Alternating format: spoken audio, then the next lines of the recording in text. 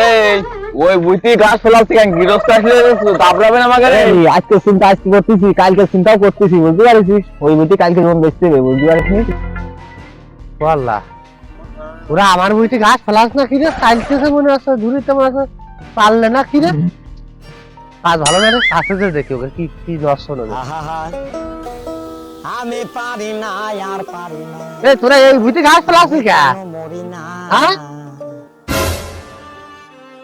আচ্ছা এই বুই কার এই একদিনকে তো কাজ না এই বুই কালকে এই বুই আজকে মারা যাচ্ছে ওই বুই কালকে মারবা না ওই জন্য গাছ করতেছি